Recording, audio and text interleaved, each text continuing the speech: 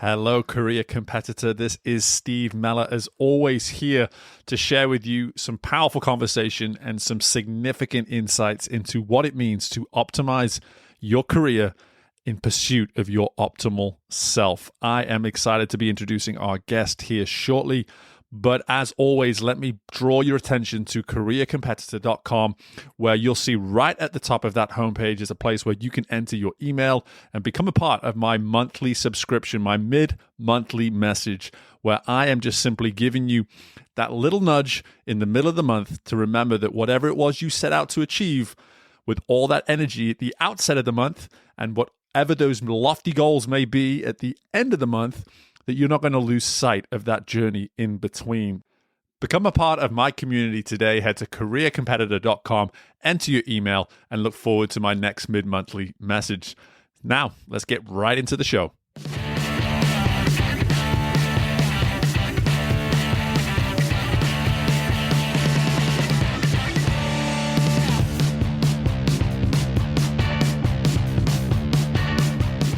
Hello there, and welcome into this episode of Career Competitor, where I welcome in my guest, Sierra Stockland, who I will be introducing properly in just a moment. But three things to be listening out for amongst many other insights courtesy of Sierra. Firstly, Sierra and I discuss how a clear end goal can help the filtering process of what it is you're covering in the moment. Secondly, we dive into why your support system must buy in to what you're trying to accomplish. And finally, we learn about the benefit of making difficult decisions in order to help you level up at any point in the process. So these three things and much more within this fantastic conversation with Sierra Stockland, and I hope you all enjoy. Okay, our career competitor today has been a serial entrepreneur for 2 decades, is an author, a speaker, and has made time to complete no fewer than 3 Ironmans. Our guest has established themselves as the missing piece your business might be looking for when it comes to figuring out cash flow problems. Amongst many career highlights, our guest launched the first to market wholesale subscription box for boutique retailers, which she built and sold within 18 months. Most recently, our guest began Inventory Genius, a coaching program for inventory-based business owners, which also happens to be the name of her best-selling book and her podcast. Our guest is also doing phenomenal things to represent small business owners like myself, having been recognized as a small business champion through SCORE, having held a seat on the United States Chamber of Commerce Small Business Council, and being a Profit First certified coach. It's fair to say our guest is a tried and tested competitor and doing empowering work both for themselves and many others. It's my pleasure to welcome in to career competitor Sierra Stockland. Sierra, how are we doing? I am doing so good, and I think I need you to rewrite my bio because you took a rather boring bio and really spiced it up there. That was fun to listen to. It's just the accent. Let me tell you. But no, honestly, it's one of my favorite things about having someone like yourself on is just the diversity. I mean, anyone listening to that bio, it's entrepreneur, it's being available and volunteering your time to all these different individual endeavors and companies. And then obviously there's the whole physical side of things, which we'll definitely get to when it comes to the Ironman stuff. But I want to touch on something I mentioned there in the intro, you, the competitor. Like for me, just to kind of lay the table out there for you, Sierra, I would love for you just to answer what is kind of an open question. You know, what does Sierra, the competitor, look like? What can you tell us about her? Yeah, I would say I'm very determined, obviously goal-driven. I really like to challenge myself to new things. And I finish what I start. So if I commit to doing something, I will do my very, very best to see it all the way through. Even if the end result isn't what I had anticipated it to be, I want to finish. I remember as a young girl, I would go garage sailing with my mom on the weekends. And I had this great idea. I always have a million ideas that I wanted to do some needlepoint, which if you know me now is like as far from anything I would ever do. I'm not crafty, but I decided I wanted to do this. I picked up this little kit and I started it and decided it was not for me. And my mom said, nope, you need to finish it. You started that, you need to finish it. And every day she would make me sit for a little bit of time and work on it. And I mean, you know, as a teenage girl, I was not too thrilled with that. But when I finished that project, I was so proud of myself for seeing Hmm. it through, and I'll never forget that lesson. So to me, competition is finishing what you commit to starting. I love that. And it's a first time answer as well. It's one of those questions I ask just about everybody in some way, shape, or form. And I actually love that. And I can't help but immediately see some form of, just mirroring part into the entrepreneurial world. Because talk about a world where people are willing to begin, and slowly but surely the adversities that come with it give plenty of reasons to not necessarily see it through. So as I mentioned again there in the intro, you have this almost lifetime now of experience as an entrepreneur. How early in life did you realize that, hey, I think entrepreneurship could be my thing? Yeah, I would say really early.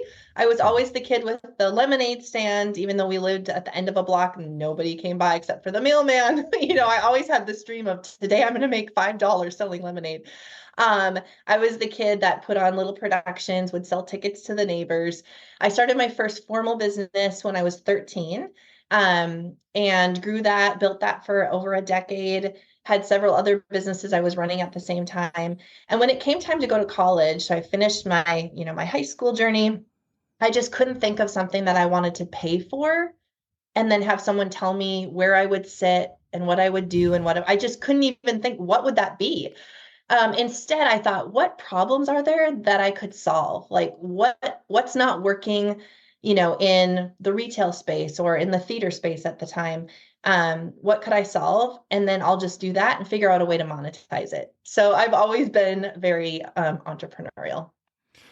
Yeah, seeing solutions. I mean, I want to go immediately there. That natural appetite, if you will, to truly say, "Hey, listen, not only do I see a problem, but I can't help but immediately think of solutions for said problem." Because a lot of the time, people step into business because they see the problem and they say, "Hey, over time, let's see Mhm. if we can be resourceful and start to consider and discuss what solutions might look like." But from what I'm hearing here, you're telling me that you almost took both steps at the same time as you stepped into entrepreneurship. Yeah, I would say so. So with my first retail store in 2006, I knew I wanted that to be my next small business step. So I'm going to open a store, but what's the niche? How do I build a brand? Like those are things that I like to think about when I start something. And I tell my clients and my entrepreneurs, you should always do something with the end in mind. And it doesn't mean that that end is going to happen the way that you're anticipating it, but you need to plan with the end in mind. So when I talk to entrepreneurs and I say, well, what's your goal with this in 5 years or 10 years? I don't know. I haven't thought of it. Well, let's think about it. Do you want to sell it? Are you looking to bring a family member in? Do you want to expand? Like, let's dream a little bit because that then begins to be your filter for decision making.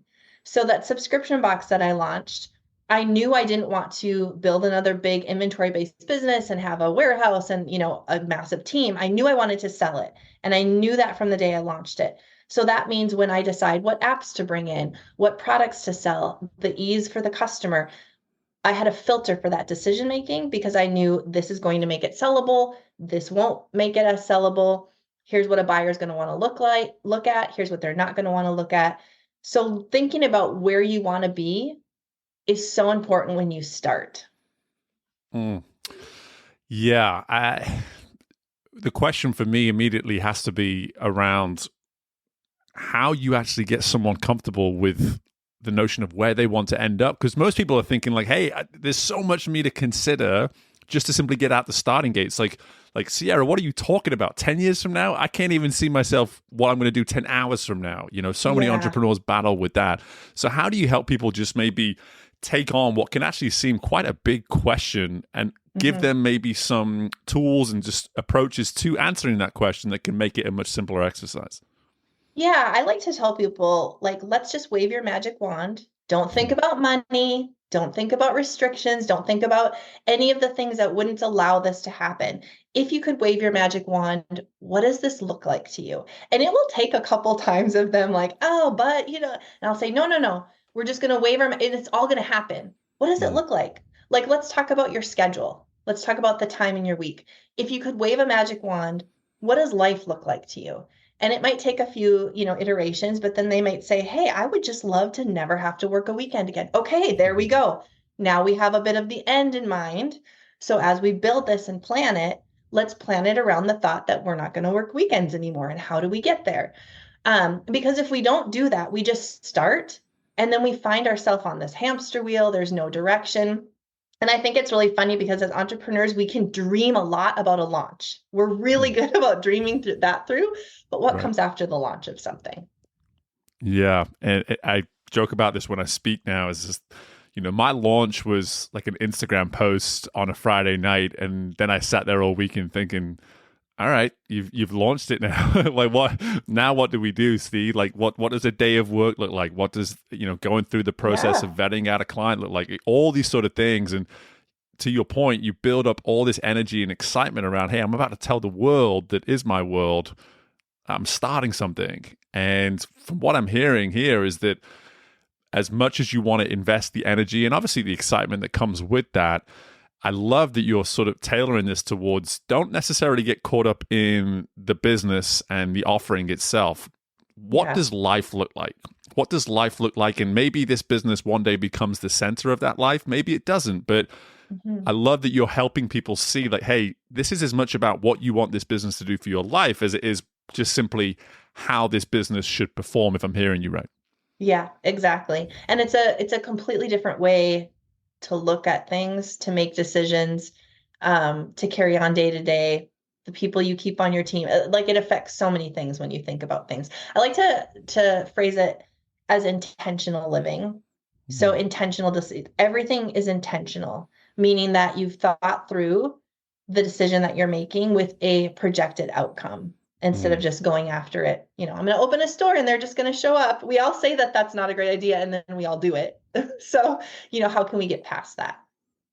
Yeah, so there's our first coaching connection right there in terms of some of the things we do. I talk about intentional action with my clients all the time because we always, there's this old saying of nothing means anything without action, and I try to sort of reverse that and say, well, I'm going to push back on that and say, what Yeah. if we were to what if we were to invest more time in our intentions? What might our actions look like, and what might our willingness to act look like? And I'm hearing a lot of that certainly Yes. in what you're sharing here too, which is great. Now I have to assume that this woman of intention at some point gravitated towards something like an Ironman and was able to say, okay, looking at this monster that is an Ironman, taking your very process with business of, hey, outcome in mind, finish in mind, when you stepped into that world, how much of this approach that you apply in the professional space were you able to then lean on in that space?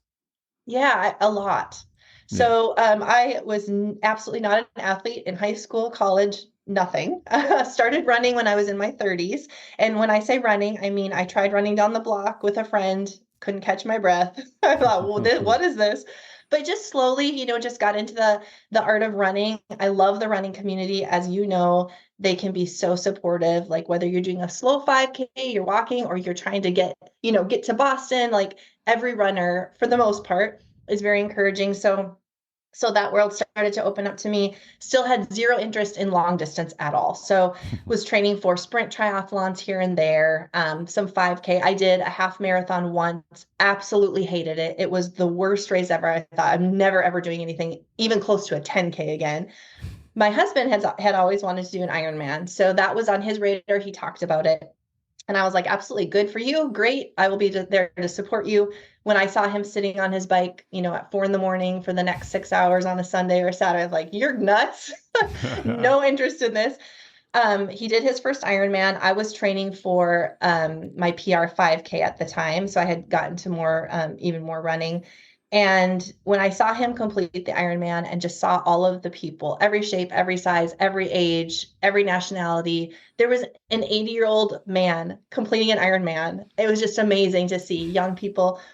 I thought, okay, first, we can't have only one Ironman in the house. So if Jim's going to have the title, we better compete for that. But I thought, how could I take this and use it for my coaching to show that you truly can do what you set your mind to? And so for those reasons, I decided that I was going to go after my first Ironman event.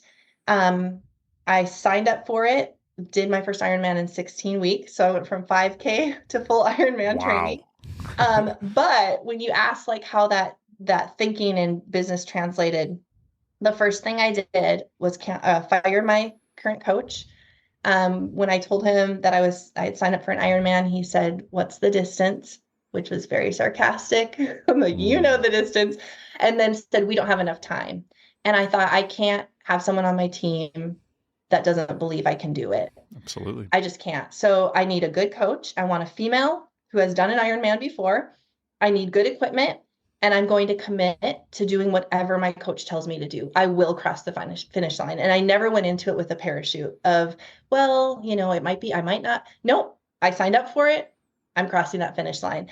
And I think those three things, whether in business, in life, in sports, hiring the right people, having the right equipment, right, to do the Yep. job well, and then committing to finishing. Like there's no parachute, there's no option to not finish.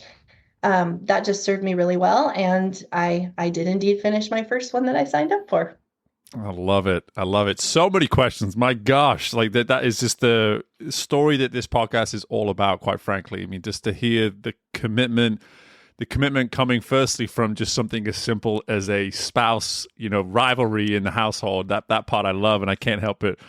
Just resonate with me and my wife's relationship. I don't think she'll ever be a distance person, but at the same time, now that she's heard me saying You that, never maybe know. I just sparked a fire. Maybe I just did Yep. that. But what I love about this is that first and foremost, I want to get to the coach firing part, because I think this is an absolutely huge piece that we do not discuss enough on this show, quite frankly, is that support system. And what you've said here is that you created what most would see as kind of an outrageous goal, something that doesn't make sense to the average person, maybe to even more than the average person. So you needed someone in that finite group, that minority, that was going to hear a goal like that and say, sign me up. Sign me up, and I'm not going to tell you why you can't. I'm only going to give you the reasons why you can. Yes. And that is such a powerful resource. And I'm just curious, when you look back at that first 16-week block of training that you did, how important was that? Just to go a little bit deeper on that point. Yeah, I mean, it was so important because I knew that the coach that I had, I could trust her. She knew my goal. She knew it was crazy. I mean, I was training for 5Ks. Mm-hmm. So she knew it was crazy, but she said, "Hey, if we put this plan in place and if you follow the plan and you do what I tell you to do, we will get you across the finish line." And she never wavered in that. And I needed that, especially in those hard days where you're like, "Oh my goodness, there's no way." Like, there's no way. How am I going to run a marathon I'd Mm-hmm. never run a marathon. How am I going to run a marathon at the end of this 100-mile ride that I just like? But she said, "No, we can do it. Just keep following the plan." And that's so important. I think, in business, a lot of times we can't believe where we need to be or where we'll end up with the right choices because we haven't done those things before. But a good coach has, they've seen their clients do that. And so they can hold that belief for us. And we need someone who can do that because Mm-hmm. that's what's going to get us, through those really tough days. Yeah, and I just want to reiterate something you've said there. If it wasn't clear enough, I want to make it super clear, is that we can make these crazy goals sometimes and we can be so committed to them, but that does not mean at any point we can't be victim to not believing or having Yeah. some doubt. Like that is always a possibility that's going to creep in at any point. So simply having a support system, and just three characteristics there that you mentioned, this notion of trust, someone who's a little crazy, and someone who's consistent. Like what a wonderful combination of just Yeah. traits and attributes to have around you when you're going for something that is crazy. Because on those days where you don't feel quite as crazy, quite as ambitious as you initially were on the front end, you need someone to almost embody that for you, to take that very Yeah. energy that you had at the beginning and be that fire of crazy and just simple ambition when you need it most on those hardest of days.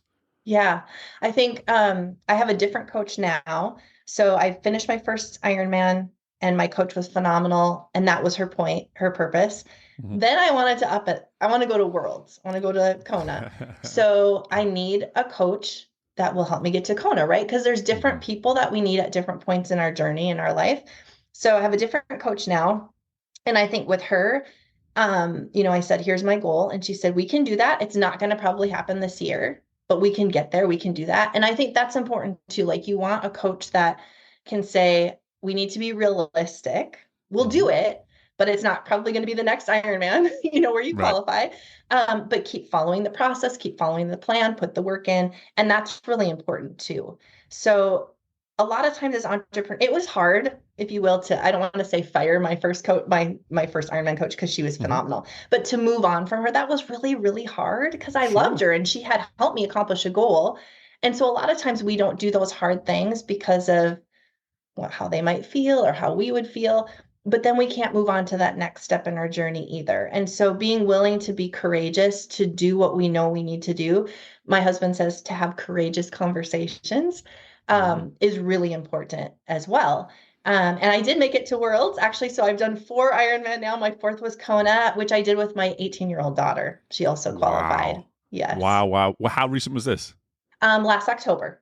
Last October. Yep. Okay. Wow. I mean, that is, as a father of a daughter who's only 4, we've got some time to work on our Ironman effort. That is a very, very special thing to be able to take on such a lifelong and truly Yes. life altering experience, but to do it with someone like your daughter, I can't even imagine what that must have felt like. It was amazing. It was so awesome to be able to train with her. So she'd also been at Jim's Ironman in Tulsa, his first, and her wheels were turning as well. She was 16 Mm. and thought, you know what, I want to do this. It looks crazy. I want to do this. And she was a swimmer. So the swimming, which a lot of people are most frightened of, she was like, I got that covered. Of course, swimmers aren't runners, so that was her challenge. I can attest to Not that. a I can not a attest to big that. fan of running. Yeah. Although I can't beat her anymore. She's getting too fast. But yeah, so while I was training, just making my way, she was training for her first Ironman. She did Ironman Coeur d'Alene, and our goal and our thought was, let's try to qualify for the all women's Kona event in October. Let's qualify together. And so we both qualified last year and were able to go. And it was just amazing to train with her all summer, and then to be able to be on the course with her that day was so awesome. Yeah, that's Yeah. incredible. And we could do a whole nother episode about, parenting and just that process of going through that. I feel like I already have so many questions, but I do want to stay on topic and just mention something here that you referenced there, that through that process and through that initial growth with the Ironmans to make those tough decisions to help you level up, Yeah. going through those different coaches, knowing that as your goals and as your dreams started to Mhm. grow, Yeah. there was a need for you to level up in all other areas of that support system, that very support system that got you to said level. Maybe you now need to look around that support system and just say, this might be a good time to maybe just move some of these pieces in and out so Hmm. that I can help me with that consistent leveling up. And what I would love to just now transition back to is the business side, is this work you're now doing with Inventory Genius, and how important that is, especially when so much of your mission is about finances. That's never a conversation people really want to jump at. It's a very Right. difficult one, right? And so, just with that being said, where on earth do you start with some of those conversations, specifically towards that, that support system, and looking at some of those things and saying this could be a good time to move some things out and consider moving some things in? Yeah. So when people come to me, they typically have one of two questions. So they'll either say, I have a lot of sales, business is, booming, I'm Instagram worthy, my business from the outside looking in is amazing, but where's all my money? Where's all the money? Because there's a lot of sales and I'm not paying myself, or I'm not keeping it. I owe on taxes, but I don't have that money in my bank account. Where's the money? Or the second question will be, how did I get into all of this debt, this business debt, and how do I get out of it? So, with either of those questions, we really start at the same place. I help them dig into the numbers of their business. Most entrepreneurs are very art minded, not science Mhm. minded. And I can say that for myself as well, even though now I only work in numbers. I am not an accountant or bookkeeper. I'm a visionary and a problem Mhm. solver. But numbers are just pieces of the puzzle. And so, helping them understand, what numbers do we need to focus on? What data are you not looking at? How can we take the data you do have and teach you how to use it? I'll have business owners come to me that are making multi-millions and don't know how to read financials. Mhm. And they're so embarrassed, right? How did I get to this point where I don't even know what a P&L, I don't know what a balance sheet is, and I don't feel like I should ask that because I should know it. And so we just demystify that. It's fine. It's totally fine. Like, you're an amazing salesperson, you know how to buy, you know how to market, You don't know how to read your financials, but we can figure that out. And so we just dig in step by step and start to look at what the key numbers are in their business. And then how do we take those numbers and plan for profitability, paying off debt, and taking a paycheck? Yeah, it's fascinating to think that I notice it in my executive coaching world all the time, is that it truly is surprising that folks are so uncomfortable presenting certain information that if they had been willing to present it maybe significantly sooner, they wouldn't be in the situation that they're in. And Yeah. it's this, it's an ego versus humility thing. And I get it. I truly understand it. It's why I love having these conversations on a public platform like this, because my hope is that you coming on a show like mine and saying something like this, hopefully a light bulb just went off in someone who's listening right now. And they're just like, you know what? I get it, Sierra. I'm hearing you. It's time that Yeah. I actually need to have a It's time. conversation Yes. about this. And I'm curious, when you're met with that, difficult conversation and someone's presenting this information now for the first time, how are you helping them see maybe the severity while also managing the fact that, hey, I don't want this individual to sort of feel as though we're freaking out, we're out of control or anything like that. Finding that balance of saying what needs to be said, but also coming with that coaching approach at the same time. Yeah, I think a big part of why I'm able to do that is because I've lived it. I know Mm. what it's like to write the paycheck. In fact, at one point in my entrepreneurial journey, my husband's salary would get deposited so that we could write the paycheck in my business for my team. Now I Mm. look back, I'm like, well, that was silly. But that's what we were doing. And that's what many entrepreneurs are doing. I know what it's like to wake up at midnight and say, oh my goodness, did the deposits hit because rent's coming out today and Mhm. my checks are gonna bounce. I also know what it feels like to win, to get on the Mm. other side of it and have money and pay myself and find financial freedom. And that's really important. You have to have someone on your team that has been there and done that and that has that empathy. And I truly do. And so I'll give you an example. I had a gal who was looking to start with me. So we did a consult call and she said, I've never told anyone what I'm telling you today. My husband doesn't even know. And she laid out all of her debt. She laid it Mhm. all out. And she was tearing up and she said, will you take me? And I said, absolutely. Give me a mess. We can fix it, right? If you will Right. listen to what I tell you, it's going to be really hard work and it's not going to be fixed overnight. But if you'll stick with me and you'll do the work, I will absolutely help you. Um, and so I think it's just letting them know they're not alone. You might feel like you're the only person that doesn't know how to read a balance sheet, but let me tell you, there are hundreds of thousands who don't, and some Mhm. of them are making great money. Yeah. So you're not alone. You're not alone in getting to a spot where you have so much debt and your house is leveraged and you have all these secrets. You're not alone in that. But because you're not alone, I also know that you're not going to be the only person who's not going to succeed. Like there is work we can do. We can find the pieces of the puzzle. And I think just giving people that hope is huge. It's that relief of like, okay, finally I said it out loud, you Mhm. know, finally there's somebody who knows and someone who has been there and can understand. I love that you were able to identify that word hope in that, because that is mainly, I feel, at least just speaking from experience and opinion, when we do hit those adversities and we feel as though there's nothing we can do to overcome it, it's Hmm. because we are lacking exactly that. For whatever reason, no matter where we look, we can't grasp onto some form of hope. We're just sort of, Yeah. just sitting and You're waiting and stuck. Yeah. worrying, exactly stuck. And to be able to just have an initial consultation and just look at someone and provide them that very source that maybe they've not felt they've had for weeks, months, maybe even years. Oh, you're actually presenting hope for the first time. And again, I'm seeing all these mirroring qualities between so many of your stories, whether it be in that world of Ironman, whether it be in that personal side, whether it be in this professional entrepreneurial space. At some point, there was an ability to create hope and to say, like, Yeah. this is where we're going. This is where we're going, and this is where we can go. And I don't know whether you're hearing this for the first time or for the first time in a long time, but I'm here to provide you this version of hope that maybe you've not felt in some time. I have to imagine it's just, I mean, I can speak from my own experience, but it must feel just very empowering for you and just very, just energizing, I guess, for you just to be that kind of source in people's lives.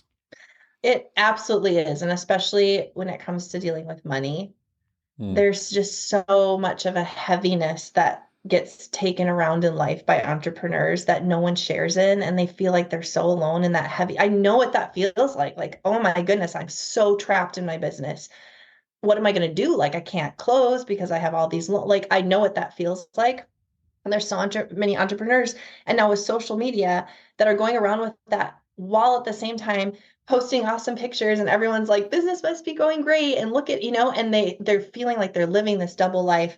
And so to be able to come in and say, let's untangle this, we can absolutely sort it out and clean this mess up. And then when I see them on the other side of that, it's so exciting to me. And it doesn't matter if they're, making 500,000 a year or 5 million a year.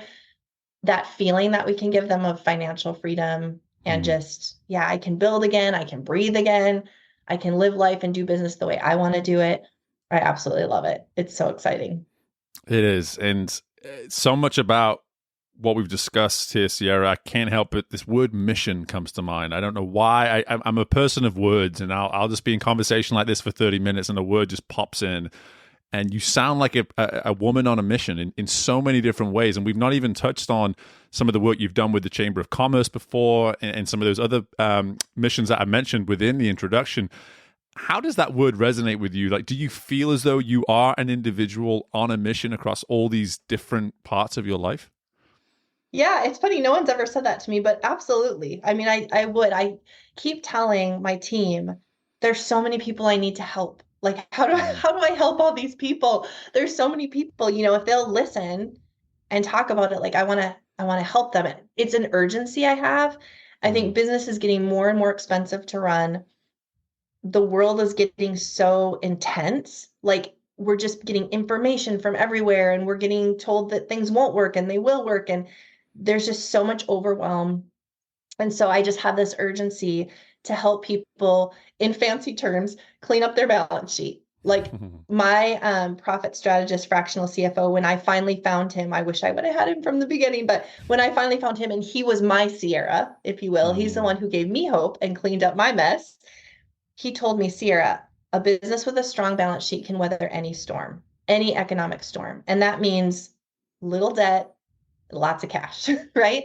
And so I am on that mission, like you said, with an urgency to help business owners. We don't have the luxury of waiting anymore. You don't have the luxury of just saying, I'll mess with it later. I'm going to bury my head in the sand. I'll just sell more stuff.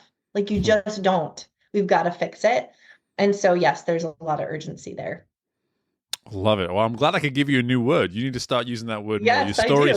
Your story speaks to it in abundance. And so for me, I just really appreciate the fact you've been able to share that, all of these different parts of your world with us today. And one thing I have to ask before I let you go is that you've got all these different areas that you could probably assess, a win and a loss, or success and a failure on any given day.